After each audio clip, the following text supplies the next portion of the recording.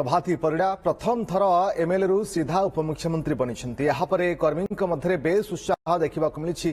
Nimapada BJP कार्यालय दलीय कर्मी सहित आलोचना कर कोणार्क प्रतिनिधि संजय पति। लगातार तीन थर पराजय पर विजयर स्वाद बेस मिठा।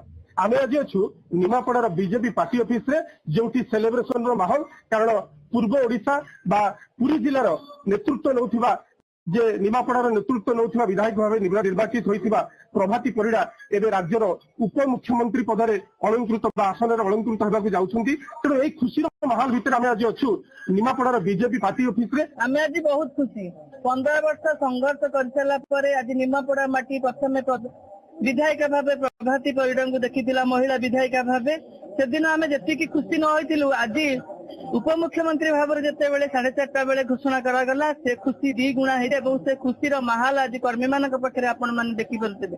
प्रभाती परिड़ा 15 वर्ष धरी जो संघर्ष करते जो प्रभाती अपा है निमापड़ार जनसाधारण पाखे घरे घरे परिचय होते उपमुख्यमंत्री हो सारा से आशा आम प्रभाती अपा पाखे रखीचु। सी लोक मान घरे घरे परिचित हे लोक मान पाखक जी लोक मान विकास 2 गुण करेंगे बोली आम आशा भरोसा। आम सहित आउ कि कर्मी अच्छा प्रतिक्रिया रखा। आपण गोटे नुआ इक्वेशन आम देखुले निमापड़ा राजनीति में प्रभाती समीर जोड़ी ये जो अपूर्व सफलता या कौन कहे और प्रभाती पुणी उपमुख्यमंत्री पद अलंकृत होगा जाऊँगी कौन प्रतिक्रिया रखिए?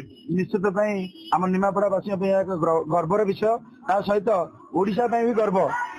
बसंत विशाल पर उपमुख्यमंत्री आम पाइचु, निमापड़ावासी पाइचु एवं जगतसिंहपुर आमर निर्वाचन मंडल जी पाइछु आम उपमुख्यमंत्री।